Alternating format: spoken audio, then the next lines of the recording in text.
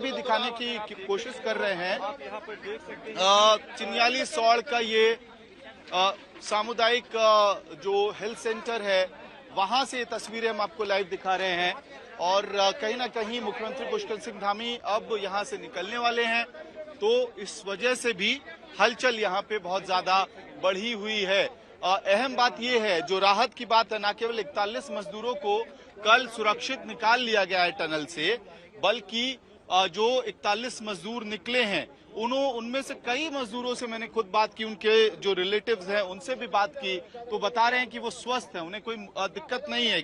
और जो 17 दिन थे उसमें सबसे ज्यादा मुश्किल उनके हिसाब से, चाहे वो पुष्कर हो, विशाल हो या फिर विजय होरो का जो उनके भाई यहाँ पे हैं, वो बता रहे थे कि शुरुआती 12 घंटे, 5 से 6 घंटे, 12 घंटे, यही सबसे डिफिकल्ट फेज था उन लोगों के लिए। जब एक बार ये पार हो गया, ये फेज पार हो गया, तो उसके बाद मुश्किलें बहुत ज्यादा नहीं थी। एक्लेमेटाइज हो गए वो सिचुएशन से, समझ गए कि आखिरकार किस तरह से समय बिताना है, और उसके बाद स्थिति जो है वो बेहतर होती गई। मुझे लग रहा है कि मुख्यमंत्री पुष्कर सिंह धामी जो हैं अब आ चुके हैं, मीडिया से बात करेंगे इस वक्त, और हम कोशिश करेंगे कि आपको उनकी बात भी सुनाएं। आईडी नीचे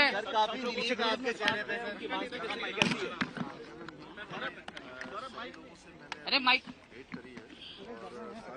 यार, प्रसन्न है, उनके पारिवारिक जन भी सभी लोग प्रसन्न हैं कि सब लोग ठीक से यहाँ पर, उनका जो चिकित्सकों की सघन उपस्थिति में उनकी पूरी जांच हुई है, सभी हुई है, और सभी स्वस्थ हैं, कोई दिक्कत किसी को नहीं है।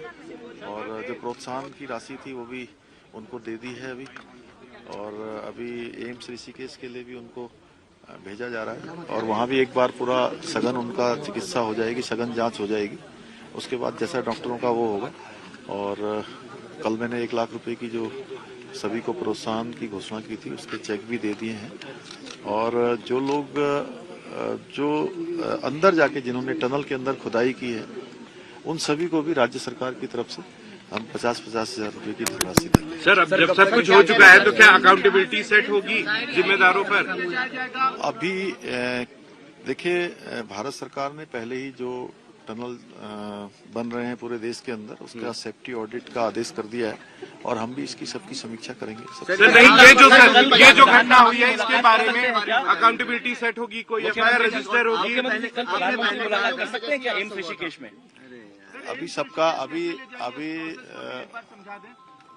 अब वो जो भी प्रोसेस होगा, अब वो जांच के लिए जाएंगे, जो भी प्रोसेस होता है उस प्रोसेस से जाएंगे, सबके लिए अच्छे से जाएंगे। कंफर्म जाना है एम्स में इनको, वो जो भी डॉक्टर लोग बताएंगे। सर, आप ठीक है, धन्यवाद।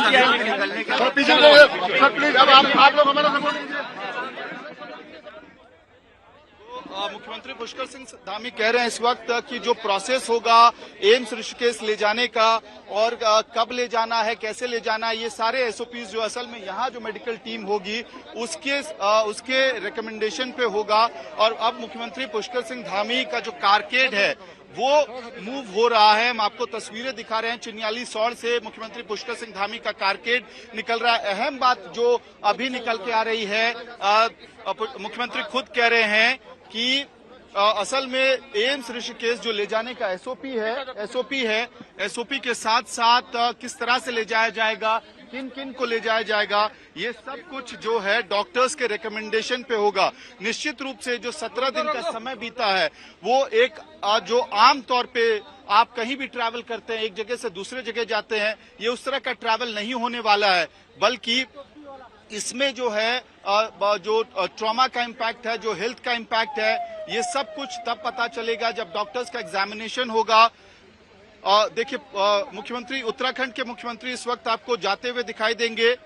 सर, एक सवाल, तो यहां से चिन्याली सौड़ के स्वास्थ्य केंद्र से मुख्यमंत्री पुष्कर सिंह धामी इस वक्त निकल चुके हैं। अहम बात जो निकल के आ रही है इस पूरे मूवमेंट से वो ये है कि 1-1 लाख रुपए का चेक सभी मजदूरों को दिया गया, प्रोत्साहन के तौर पे राशि दी गई है। देवदूत कहें या फिर फरिश्ते मान लीजिए, या योद्धा कहिए या फिर नायक, जो भी कहिए, इनके लिए ये काम कम होगा। सुरंग में 17 दिन और सही सलामत निकल गई है ये 41 जिंदगियां। आज तक पर स्पेशल कवरेज लगातार जारी है। बुलेटिन के इस पड़ाव में हम आपको उन लोगों से मिलवाएंगे जिन्होंने सिलक्यारा सुरंग से 41 जिंदगियों को बचाने के मुश्किल ऑपरेशन को साकार कर दिखाया है। Rat miners, NDRF, SDRF, auger machine के ऑपरेटर, मेडिकल स्टाफ, बीआरओ का दल, सुरंग में कैमरा भेजने वाली टीम, तमाम लोगों ने इस ऑपरेशन को कामयाब बनाने में अपनी भूमिका निभाई है। मुश्किल भरे इस ऑपरेशन में सबसे निर्णायक भूमिका रही रेट माइनर्स की, और ये वो 12 रेट माइनर्स थे जिन्होंने 12 मीटर की आखिरी बाधा को अपने हुनर से पार कर दिखाया। उन 12 रेट माइनर्स ने बेहद मुश्किल हालात में 12 मीटर की वो ड्रिलिंग अपने हाथ से पूरी की, जिसके बाद मजदूरों को बाहर निकालना मुमकिन हुआ।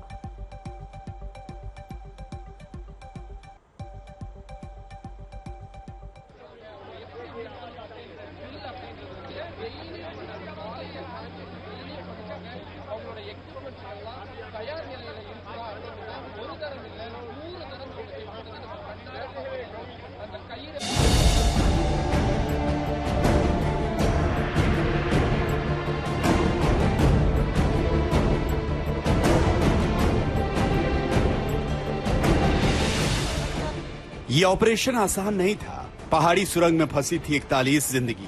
सख्त चट्टानों और मजबूत सरियों का जाल 41 मजदूरों के बचाव दल के लिए किसी अभेद्य दीवार की तरह था। लेकिन कहते हैं ना, जब इरादे फौलादी हों तो नामुमकिन भी मुमकिन हो सकता है।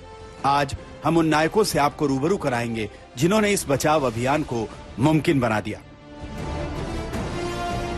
देवदूत कह लीजिए, फरिश्ता कहिए या फिर योद्धा, इस बचाव ऑपरेशन के ये 8 सबसे बड़े नायक हैं। बचाव ऑपरेशन को निर्णायक मोड़ देने वाले रेट माइनर्स हों या मजदूरों को निकालने सुरंग में जाने वाले एनडीआरएफ के जवान, सुरंग के भीतर कैमरा डालकर मजदूरों की पहली तस्वीर भेजने वाली टीम हो या सुरंग तक भारी भरकम गाड़ियों का रास्ता बनाने वाली बीआरओ की टीम, 17 दिन तक दिन रात एक करने वाली पुलिस प्रशासन की टीम हो या मेडिकल स्टाफ, सबने इस बचाव ऑपरेशन में अपना योगदान दिया। आज पूरा देश इन जाबाजों को सलाम कर रहा है। हमारे श्रमिक भाई 16 दिनों से भी लगातार अंदर संघर्ष कर रहे थे और पूरा देश उनके लिए बाहर संघर्ष कर रहा था। इस पूरे अभियान में लगे हुए सभी कर्मचारियों को, सभी कार्मिकों को, सभी विशेषज्ञों को, सभी हमारे वैज्ञानिकों को, सभी भारत सरकार की संस्थाओं को और एक एक व्यक्ति, हमारा एक एक व्यक्ति जो मीडिया से भी थे, उन समेत मैं सबका धन्यवाद करता हूं। बेशक रेट माइनर्स की भूमिका निर्णायक रही, लेकिन रेट माइनर्स के लिए मंच तैयार किया था ऑगर मशीन ऑपरेटरों ने। हमारे साथ नौशाद अली हैं जो ऑगर मशीन पर काम कर रहे थे। ये भी उन हीरोज में से एक हैं जो दिन रात काम कर रहे थे। ये भी लगातार थे। मेरे साथ में है मिस्टर परवीन यादव। प्रवीण जी, आप भी लगे हुए थे। रोल सबसे इम्पोर्टेंट था। जब कोई नहीं गया अंदर तो मैं ही गया ना। उसके अंदर स्टील और सरिया और पाइप काट के निकाला ना। तो अभी कितने बजे से कितने बजे तक आपने काम किया वहाँ? हम लोग हो गए 24 आवर हो गया, 24 घंटे पूरे हो गए हम लोगों को। कैसे काटते थे आप? जो मेटल आ रहा था बार बार, तो लेजर कटर्स थे या कैसे काटते? गैस कटर से काटते थे, manual oxygen manual gas cutter से काटा जाता था। और क्या ब्रीदिंग में प्रॉब्लम होती थी? कितना मुश्किल होता था? मुश्किल तो काफी है। छोटा पाइप उसका साइज है, छोटा पाइप का साइज है, उसमें बैठना मुश्किल है। सो के ही काम करना पड़ता है ना, लेट के काम करना पड़ता था। तो प्रवीण साहब और नौशाद अली साहब, पूरा देश आपकी हिम्मत को और आपकी बहादुरी को सलाम कर रहा है। आज तक को भी आपका सलाम। आप लोग देखिए, ये दो वो शख्स हैं जिन्होंने अहम भूमिका निभाई। एक ने सारे मेटल लेट के उस संकरे पाइप में काटा, और नौशाद अली साहब वो पूरी ऑगर मशीन चला रहे थे जिसकी चर्चा हम लोग लगातार कर रहे हैं। जब ऑगर मशीन का ब्लेड टूटा तो रेट माइनर्स ने अपने हाथों को फावड़ा बना दिया। 41 आदमी थे, सभी लोगों को सुरक्षित निकालना था। सबसे मेन मुद्दा ये था, पर यह है कि सभी लोग सुरक्षित है। हमारे हिसाब से तो विश्व का सबसे बड़ा जो रेस्क्यू था वो यही हुआ जिसमें सभी लोग सुरक्षित निकले। यही सबसे बड़ी बात थी। NDRF, rat miners, auger machine, BRO, 17 दिनों तक ये नाम बार बार सुने गए, लेकिन जिस टीम ने सुरंग में कैमरा डालकर पहले बार देश तक मजदूरों की सलामती की तस्वीर पहुंचाई, उसके बारे में कोई नहीं जानता। वो टीम इस वक्त आज तक पर है। बहुत मतलब गर्व महसूस करता हूँ। हम लोग ठीक है, हम लोग की टीम का ये पूरा रेस्क्यू ऑपरेशन टीम का हिस्सा बना, और हम लोग ही पहली बार दिखा पाया ये लोग सही सलामत है, अंदर खुश है। और परिवार वालों के साथ बात भी कर पाया, ठीक है। वो लोग तो बहुत खुशी हुआ, बहुत गर्व हुआ, ठीक है। हम लोग एक बहुत बड़ा रेस्क्यू ऑपरेशन का पार्ट बना। मजदूरों को सेहतमंद रखने के लिए खाने पीने का ख्याल रखना जरूरी था। आज तक उस टीम के लीडर से मिला जिसने मजदूरों तक खाना पहुंचाने का जिम्मा संभाल रखा था। कि क्या भूमिका थी, आप क्या करके आए हैं अंदर? जी जी, हम लोग का ये खाना भेजा ना, इतने दिन से खाना भेज रहा था ना। बचाव दल की भूमिका तो अहम थी, लेकिन जिंदगी की जंग में नायक की तरह उभरे हैं 41 मजदूर, जिन्होंने सुरंग में हौसला नहीं खोया और सही सलामत बाहर निकल आए।